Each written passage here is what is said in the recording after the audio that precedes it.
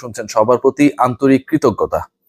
বাংলাদেশের ক্রিকেট এই মুহূর্তে কোন অবস্থায় রয়েছে সেটার সবচেয়ে বড় এক্সাম্পল হতে পারে ৮ দলের চ্যাম্পিয়ন্স ট্রফিতে অষ্টম হয়ে খেলতে যাওয়া বাংলাদেশ শ্রীলঙ্কার বিপক্ষে যেই টাইমড আউট বিতর্ক, শেষ পর্যন্ত অ্যাঞ্জেলো ম্যাথিউস আউট হয়ে গেলেন, সাকিব আল হাসানের ক্যাপ্টেন্সি নিয়ে অ্যাপিল নিয়ে অনেক প্রশ্ন উঠলো।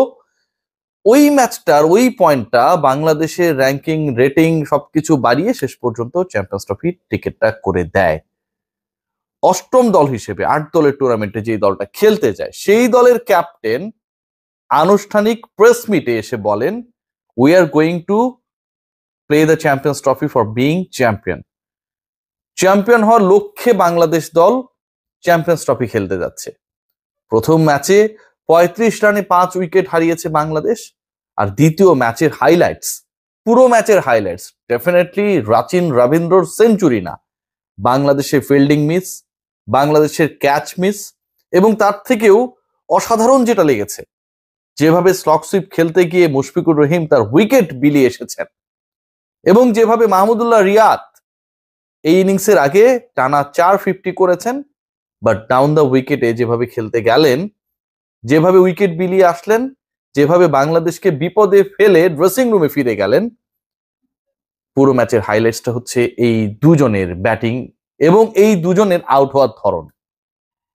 ভাবতে পারেন যে ১৬-১৭ বছরের ক্যারিয়ারে দুজন ক্রিকেটার যাদের উপর ওই মুহূর্তে দলের নির্ভরতা সবচেয়ে বেশি, ২-৩টা উইকেট খুব দ্রুত পড়ে গেল ওপেনিং পার্টনারশিপ ভাঙার পর, তারা যেভাবে উইকেট বিলিয়ে এলেন, যেভাবে তারা এক্সিকিউট করলেন, যেভাবে ওই যে আমাদের কিছু কিছু সিনিয়র লোকজন রয়েছেন, সিলেকশন প্যানেলে কিছু রয়েছেন, ক্রিকেট বোর্ডে কিছু রয়েছেন, পন্ডিত টাইপের কিছু লোকজন রয়েছেন, যে মুশফিক তো এভাবে স্টক সুইপ করে প্রচুর রান করেছে, সো তার সেই লাইসেন্সটা রয়েছে, যখন খুশি তিনি খেলতে পারেন।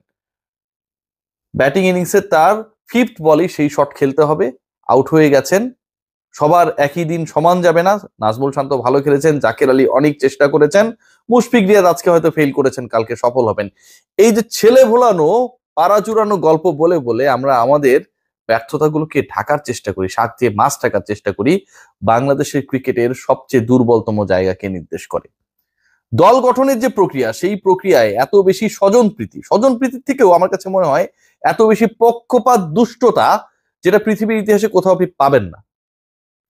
আপনি খেয়াল করে দেখবেন যে কিছুদিন আগে ভারতীয় ক্রিকেট বোর্ড যখন তাদের সাথে ইংল্যান্ডের সিরিজ চলছিল, ঠিক সেই সময় রোহিত শর্মার কাছে জানতে চেয়েছে যে তিনি যেন তার অবসরের রিটায়ারমেন্টের প্ল্যান জানান, ওয়ানডে ক্রিকেটটা কবে ছাড়তে চান। Otherwise Indian cricket board, BCCI, they will make their own plan. আমাদের যে সিনিয়র ক্রিকেটাররা রয়েছেন ন্যাশনাল টিমে, উইথ ডিউ রেসপেক্ট, তারা অনেক দিয়েছেন। তাদেরকে দেখে বাংলাদেশের ক্রিকেট নতুন করে জাগরিত হয়েছে। বছরের পর বছর ধরে এই দুর্বল দলটার দায়িত্ব তারা কাঁধে তুলে টেনেছেন। কিন্তু এই পার্টিকুলার ক্রিকেটাররা এখন পর্যন্ত তাদের রিটায়ারমেন্টের জন্য কোনো প্ল্যান, পরিকল্পনা করেছে? বাংলাদেশ ক্রিকেট বোর্ড কি সেই গাটস দেখিয়েছে? Let's have a discussion. আপনারা কতদিন খেলতে চান, আপনাদের কতদিন আমরা ন্যাশনাল টিমে বিবেচনা করব? কোনো পক্ষের কোনো সাহস নেই। খেয়াল করে দেখবেন যে সবশেষ দুটো ওয়ানডে ইনিংসের কথা যদি আমি বলি, দেখেই বলি, পরবর্তীতে আবার মানহানি মামলা হবে, সেখানটায় সৌম্য সরকার এবং মুশফিকুর রহিম, মাহমুদুল্লাহ রিয়াদ শেষ পর্যন্ত জায়গা পেলেন হচ্ছে সৌম্য সরকারের প্লেসে। আমি আগেই বলেছিলাম ম্যাচ শুরু হবার আগের ডিসকাশনে যে মুশফিকের জন্য সৌম্যকে বিসর্জন দেবে টিম বাংলাদেশ, এবং ওপেনিং এ শান্তকে দেখা যেতে পারে, সেটাই ঘটেছে। ওয়ানডেতে লাস্ট যে দুটো ইনিংস খেলেছিলেন মুশফিক, তার একটা হচ্ছে 0, একটা হচ্ছে 1, আর সৌম্য সরকার লাস্ট যে দুটো ইনিংস খেলেছেন, একটা হচ্ছে 0, একটা হচ্ছে 73। এখন যেই ছেলেটা 0 মারার আগের ইনিংসে 73 করেছিল, আপনি তাকে খেলাবেন, নাকি যেই ক্রিকেটার গত 13 ইনিংসের মধ্যে কোনো প্রপার এক্সিকিউশন করতে পারেনি পারফরমেন্সের, মাত্র একটা 50, সবশেষ 2 ইনিংসও যদি আমি বিবেচনা করি সৌম্য এবং মুশফিকের কম্পেয়ার করে, সৌম্যের হচ্ছে 0 এবং 73, মানে 0 মারার আগের ইনিংসটাই 73 ছিল, মুশফিক সেখানটা 0 মারার আগের ইনিংসে 1 করেছিলেন। আমরা কাকে চুজ করব?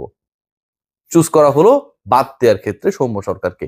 মুশফিকুর রহিমকে বসানো হতে পারে, বসানো যেতে পারে, 11-এর বাইরে মুশফিক থাকবেন, এ কথা বলতে, এবং এটা যদি সত্যি সত্যি প্রয়োজনীয় হয়ে থাকে, সেটাকে এক্সিকিউট করার মতো গাটস বাংলাদেশ টিম ম্যানেজমেন্টের কারণেই।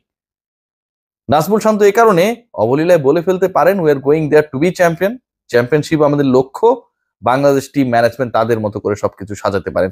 মহসিন শেখ, বাংলাদেশের সাবেক পারফরমেন্স অ্যানালিস্ট, তিনি একটা পোস্ট করেছেন এবং এটা খুবই ইন্টারেস্টিং। বাংলাদেশ দলের